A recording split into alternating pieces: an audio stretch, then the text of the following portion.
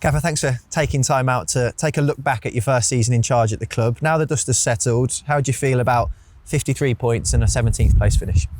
Very proud, very frustrated, disappointed, lots of different emotions really, but I think overall when you look at the season, after being favourites of relegation at the start, and then looking to build a squad that's going to be competitive throughout the season, I think, to stay in the league, be 17, 53 points, very tough season. I think we've all got to be very proud of the efforts from the players and the staff and all the fans. If we take you right back to the very start, all the talk pre-season from everyone outside the football club was about how difficult it was here, the challenges that you're going to face joining the football club. Did you ever mention that to players pre-game in team meetings about the fact that we were written off? Was that used as a fuel? Of course it was. The first meeting coming in, I was written off, the players were written off. It gave us something to fight for. It gave us something to build throughout the season, and we certainly did that. And through real difficult moments, we made sure we all remembered what we said at the start of pre-season, and we want to prove people wrong. And I think we did that throughout the season. I think you've been in a week or in less than a week before we headed off to Portugal. How successful was that training camp? Because having been out there and joining you and the players there, it felt like it was as good a camp as you could get for a pre-season tour. Yeah, the players, the staff were magnificent throughout that week. Obviously myself, Keith and Guards coming in with Mike as well. It was always going to be a bit daunting, but also very exciting. And the way the players and the staff really connected with us was fantastic, and we really grew throughout that trip. And when we came back, we had some really good time on the training field as well. And I think that led us in good stead for that first couple of games of the season. Yeah, in terms of recruitment during that summer, we had to utilise the loan market for obvious reasons. How much did they embrace the club and form an important part of that dressing room? Because you don't always get that with loan players. No, you don't, but the recruitment was great. Craig worked his socks off throughout the summer to get the right loans in.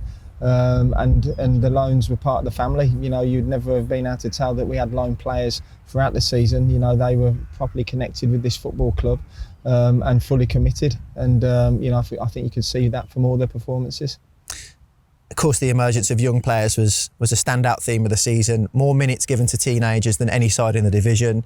In terms of players 18 and under, we were among the very best in Europe as well. So how much of that was a necessity, having to play them because of the squad, but then also a conscious decision on your part to expose young players and bring them through? Yeah, listen, I love developing younger players. I think they're key to any successful football club. To do that, you've got to have really experienced players as well, but good experienced players, which we've got at this football club. So the mix was great. At the start of the season, the first 7 or 8 games, we had to play a lot of the younger players. We had a really good start, and then we went through a bit of a dip. We managed to get a couple back from fitness. Then Chongi came in, Christian came into the starting lineup as well, and just made us a little bit more senior, a little bit stronger, and we went on a fantastic run. But then younger players were still dipping in and out, and still playing big parts in what we were doing. So yeah, the most important thing for any successful team is to have a good environment, and we've got that here thanks to the younger players and the older players. You've already mentioned them there, the senior pros, 11 players over 30 years old as part of the squad this season. Whenever we spoke to you, you were always keen to stress the role that they played. How important were your captain, Troy Deeney, Harley Dean giving a clean start? We could reel off at all those players, but how important were they in figuring out they've got an important role to play in that dressing room and helping those young players come through? Massively important, and even if they weren't doing it on the pitch, the importance of good senior ones around the training ground, training every day, leading by example for them younger boys. So you look at George Friend, Gary Gardner, two fantastic pros who didn't have as much influence on the pitch as what they would have liked and what we would have liked, but what they were doing off the pitch was vitally important. And as you say, there was 11 over 30, and every one of them players played a big part in our success this season. Let's get our teeth into the results then. The best first half of a season in 10 years, 32 points after 23 games. We sat 8th in the table. What made us so good in that first half of the season? Just think that togetherness. We managed to keep a real settled team for a lot of games, and we were on a good run. When you're on good runs, it comes when you're on a bad run, it's hard to get out of it. And so when we're on a good run, the training was great, the environment was fantastic, and each game we went into, we believed that we could win, and I think that was proven in that first half. Then came the World Cup break. I mean, we actually returned to draw with Blackpool and beat Reading, so it's not as if we restarted in poor form after the World Cup. Was there always that thought in the back of your mind? I remember you preempting it in the early part of the season that we were going to go through that little blip as all teams do. All teams go through that blip in the Championship. You know, that's why the Championship's the most difficult league in Europe, in my opinion. You know, and you know, we certainly did go through a bad spell. I think after the Reading results, we went to Burnley. We had 3 games in 6 days, which was a real difficult period for us. We went to Burnley and really had a great game plan. We wanted to go there and press high. We wanted to be aggressive. We wanted to show everyone what we're all about. You know, unfortunately, conceding early really was a kick in the teeth, and it did affect us in that game. And throughout the game, then we weren't ourselves. Then we had another game at home very quickly, and then I think another one at home very quickly, and we ended up losing 3 in a row like that, which we weren't used to. And I think it knocked our confidence. You know, we were then struggling with fitness with a couple of players. We lost a couple of big players at that period as well. And then, as I said, throughout the season, you know, this group of players haven't been used to, the starting 11 haven't been used to playing 46 game seasons. Mm-hmm. You know, you look at the loan players, you look at the players we've got, you know, some of the, like Christian Bielik, you know, the most games in 4 years he's played. John Ruddy, the most games he's played in 4 or 5 years. Mm-hmm. You know, Dion coming in on loan, Trusty on the back of 30 game season in the MLS. He's going to have a dip of form because of tiredness, of fatigue. That's natural. Younger boys not used to playing week in, week out. So I think Max Collin was the only seasoned professional we got with 40 odd games under his belt playing week in, week out. So I think it was natural we were going to have a dip, which we did. But we made sure that we knew we were going to come out of it because we did things properly on the training field and we believed in the process, and eventually we came through it, and you know, we did well. Yeah, was that important to you? Because we spoke to you after each one of those defeats, and you always maintained belief in the players, in what you were doing as a backroom staff. You always measured in front of the media. It was never too emotive with the defeats or the victories. But privately, away from the cameras, were those couple of months difficult just to try and get out of that run? It's difficult, of course it is. You don't want to lose games, you know, you don't want to let people down, you don't want to let the fans down especially, you know, but, you know, there has to be a bit of realism to it as well. You know, this group of players have performed magnificently all season, you know, and yes, it was tough during them periods, but the group stuck together. I said the only way you're going to get through difficult periods at this football club is if we stick together. That's fans, players and staff. And, you know, from our side of it, you know, we never faltered. You know, we stuck together, and the players led training at times. They led meetings at times, which was a great thing to have. And, you know, we're very fortunate. I've said on many occasions we've got a fantastic group of players here. You know, I had no doubt that we would come through it, and when we did, you know, it was very pleasing, but also it made me feel very proud of the efforts of the group. You know, again, a group that's been knocked before the season started, that we will fail, we will get relegated, and these players and staff can't be trusted. You know, well, I think we proved that we can be, and through them difficult moments we got through it, but you know, also we had the fantastic support behind, we were pushing us through them as well. I think when I came in, I wanted to get that connection back with the players and the fans, and I think you could see that through that difficult moments. The fans really stuck behind the group of players, and you know, that certainly helped through that tough period. Did it surprise you just how quickly they took to you personally as well as the players, supporters? Well, yeah, possibly, yeah. But listen, the most important thing that these fans could see that we were committed. I came in and I said, I want to get that connection. I want to see every fan going away from every game knowing that we've put 100% in. You know, that should be a given. That should be Birmingham City's DNA. You know, we fight to the end. We're working class. The fans here, you know, they pay good money to come and watch us play week in, week out, home and away. And I just want that commitment from the players. And you know, I think if you give that, then, you know, the fans will give it back, and you know, that's what it's all about. Ironically, amongst that run, that blip over the winter periods, came 2 of our high points of the season. Starting off with Swansea away, fair to say they were the better team in that first half. I remember you coming out to the media and saying you perhaps got that one wrong because you asked players to do something they didn't have enough time on. How much did you learn during that game? Because you don't often hear that from head coaches after a match, to say, probably got that one wrong. Yeah, again, the turnaround of the game was too quick. You know, we tried something different in the game. You know, I think a lot of the time you've got to keep it simple, especially for the boys. and we kept it simple second half. We made a couple of adjustments, and it's in the second half performance was magnificent, and it's what we're all about. We're fighters, and we keep going to the end, and a lot of teams could have probably gone under. We were on a bad run at the time as well, so it could have affected us badly, but again, I believe in the squad believe in each other, and I thought that second half performance was magnificent. Unbelievable scenes at full time, and after Austin Trusty's header, ask most supporters and they'll say they always fancy us up against a good side on our own patch, under the lights, on a Friday night, live on Sky. That was the case against West Brom. Do you think there's something in the identity of this club, the makeup of the supporters, whatever it is, that thrives under those conditions? When they're up against that challenge, they sort of rise to it? Yeah, definitely, and that's what I mean. That's what I'm talking about. Our DNA is we're fighters, and no matter who comes to St Andrews, no matter where we go, we want to give 100%, we want to be committed, and that's something that I really want us going forward. This club deserves to be in the Premier League with the fan base, the stadium, everything about Birmingham City. It should be a Premier League team, but to get there, the first thing we have to do is we have to be competitive in every game we play. That's something that I am very big on. That's something that I've stressed throughout the season. I'm sure everyone's a bit bored of me saying that. If I had a pound for every time I got competitive out of it. But it's very, very important, that whoever puts on that shirt, no matter how old, no how young you are, that we're competitive. And whoever plays against us knows they're in a tough game, and I think we've done that this season. I think we've got the respect back from everyone in this league, and that was the most important thing, getting that identity that when you play Birmingham, it's going to be a tough game, and I don't think we've been blown away by any team this year. We've been in all the games, which is something that we can now build on and get better at. Coming out the other side of that run, we found our defensive solidity again. We conceded just 3 goals in the next 5. Was it something that you addressed directly? Because I remember you saying we were conceding goals too easy at that stage, and all of a sudden something clicked and we got back to being tough to beat, tough to play against. Yeah, we listen. Also, throughout that bad spell, we were looking for that right formula. We were missing Troy, we were missing Dion, who's a big loss to us.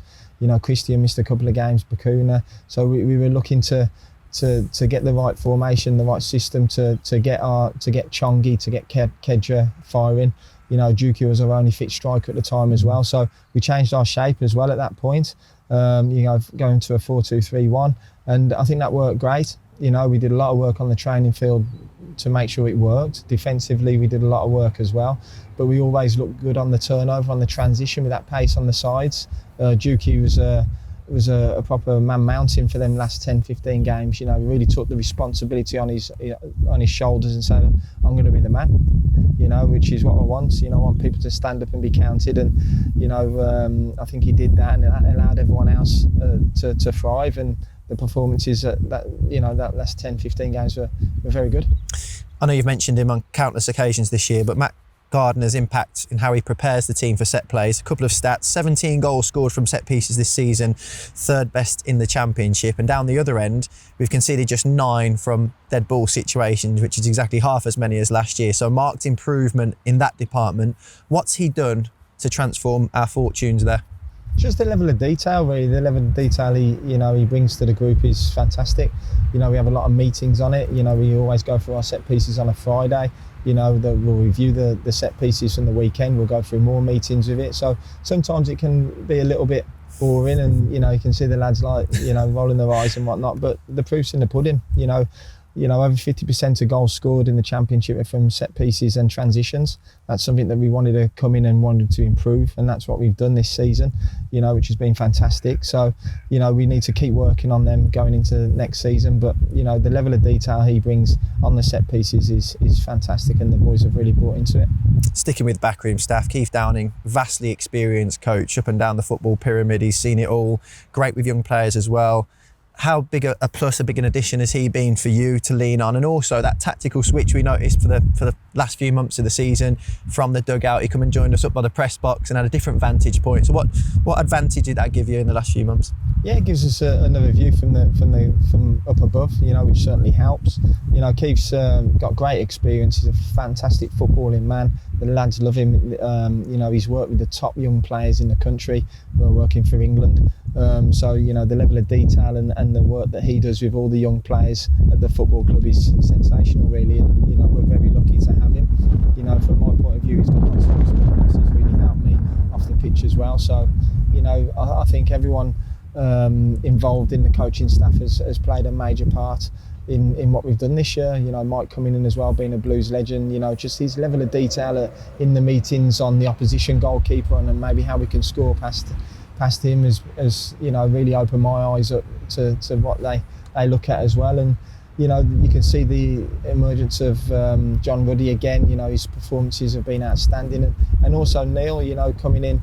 You know, so the work that the goalies are doing is brilliant, and that's full credit to Neil and to the three goalies who are training each day. And you mentioned some of the players that are having their first season exposed at this level, at playing the number of games that they have. The work that Sean Rush and his sports science department have done to get the whole group, whether it's the senior pros, the young players that are stepping up to first team football for the first time. How good a job have they done in preparing the players physically? They've done a brilliant job. You know, Rush is 100% committed to the football club. He loves coming in every day. You know, he loves being around the lads. You know, he's excellent at what he does, and you know, I'm very fortunate to have him on the staff, and you know, he's doing a magnificent job. As we look towards the end of the season, I mean, QPR felt significant going back to a club you know very well. I'm sure you'd have enjoyed it personally, but to follow that up with a win at Blackburn and then the Millwall victory to seal it mathematically, how enjoyable was that night at the Den? That was a brilliant night. Yeah, no, it was a fantastic night. You know, obviously Millwall pushing for the playoffs. You know, we're fighting, you know, down that bottom 6 or 7. You know, we want to go there and be competitive. You know, again, going in there is all about Millwall, everything in the press, how they're doing this, how they're doing that. We went there and we rolled our sleeves up and we really fought and scrapped for everything and deserved the game to win the game. You know, I thought our performance was excellent on the night, and you know, those are the standards we want to bring to the football club week in, week out, you know, and we can do that, no problems at all. You know, and we've got to just keep going, and you know, coming away from it, you know, with 3 games to go on 53 points, you're looking to build and improve still, of course you are, but you know, that was the most disappointing thing. We didn't pick up any more points, but we also gave vital minutes to younger players. You know, we managed to play fringe players as well in them last 3 or 4 games, so that was a positive. But yeah, that Millwall night was a special night. You said at the start of this interview, very proud but also very frustrated. How many points did we leave out there through the course of the season? I think if you ask all managers or all clubs, you know, they'll all say, oh, we could have had another 10 points here and there. But, you know, the most important thing for me is that, you know, we've showed a side to Birmingham City that everyone needed to see. You know, that, as I say, coming in, I don't think we had the respect that this football club deserves, you know, throughout the football teams and football people, and we've certainly got that now, you know, and that's something that we should be immensely proud of, and it's something that we've got to build on going forward. You know, this football club is a top football club, and it's a football club that everyone involved in it really cares about, and it's time that now we grew together and we keep fighting, and you know, we make sure everyone, when we play, and they think, I mean, oh, it's going to be a tough game again today against Birmingham City. Yeah, absolutely. An interesting stat on early goals this season. We went ahead 1-0 up inside 15 minutes in 11 of our 14 wins. Does that tell you anything about the importance of this group and how well we started in some of those games? Of course it does, yeah. And we you know, we have game plans in every game we play in. It's important that we start quickly, we start fast, you know, again, making sure the opposition know they're in for a tough game, you know, and that's what we work on. That's what we want to improve going into next season. But, you know, loads of positive signs, you know, to score first in the Championship is a big advantage. You know, it then means the opposition have got to come out and be a bit more expansive, which is not always the case. And the way we've kind of set out this year, we haven't been that possession based. So it's important that when the opposition then become a bit more expansive and they need to play, then we look more dangerous on that counter attack. So to score first is a massive advantage for us. Let's talk formations. It's a favourite topic amongst supporters, always a hot topic of debate. Now, we drilled 5 at the back during pre-season. I remember in the early stages, there was lots of shape, lots of shadow play. We've ended up the season using 4. You've mentioned that change to shape as well. But as a head coach, what factors sort of come into play when you're deciding which one to go with? What do you consider when you think about those 2 formations? Because we've utilised both of them this year to good effect. Yeah, and I think coming in, you know, you have to, you know, looking at the players we got, you know, we got a lot of defenders, we got a lot of attackers, so we could easily have 2 strikers and 3 centre-halves in a 3-5-2. You know, we've got good young midfield players as well, so we can get 3 players in there.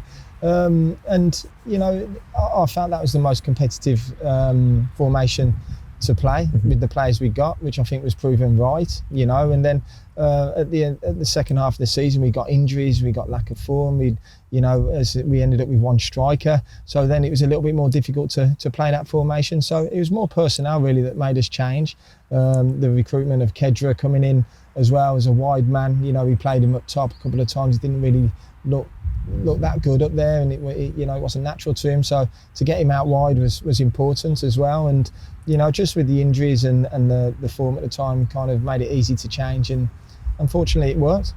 Looking ahead then to next season, how do you view the summer and going into another campaign? Because loan players naturally go back to their parent clubs now. We've got several players out of contract. Is there still a little bit of a rebuild to do, a reshaping of the squad over these next few months? Yeah, of course there is, and you know, it's a really important few months now. You know, the recruitment team are working solidly to do that, you know, which is fantastic. And you know, I hope that we do recruit the right players, and it makes us even more competitive going into next season.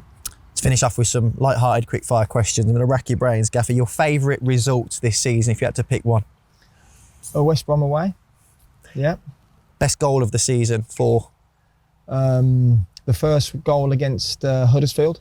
You know, Bakuna going down the right, crossing in for Scotty Hogan. That was my favourite goal. You know, we've done a lot of work on that as well. You know, so for him to score that goal was brilliant, and I think it was our first goal at home, and you know, it was a cracking result. Best post-match celebration with the fans where you've enjoyed going over there and being at one with our supporters? Every game, you know, every game, you know, to celebrate with the fans away from home, you know, is fantastic, and the players love doing it. You know, I love the connection with the fans as well. You know, it's what we want. You know, we want to be one. You know, we don't want to be separate. So to win, lose or draw, you know, we need the fans, and you know, to get good wins away from home. You know, Birmingham rocking up wherever we go. You know, with that magnificent fan base. You know, to celebrate with them is brilliant. Favourite away day? Again, there's loads, isn't there? Like Millwall, West Brom, Swansea. You know, we've had some real magical moments this season. You know, and I think every game you win, or every game we're very competitive in, and we come off, and you know, we know it's been a fantastic performance. I think, you know, to share that is brilliant. So you know, every good result we've had has been a special day. Where did you cop the most abuse in the dugout? Millwall away. To be expected there, I think. Best atmosphere, both home or away? Where have you enjoyed the atmosphere this season? Yeah, listen, I thought the Millwall away atmosphere was electric. You know, it was good. Both sets of fans were good.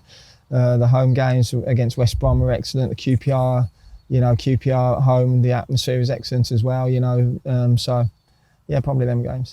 One word to describe your first season in charge? Satisfying. Good. How will you spend your summer?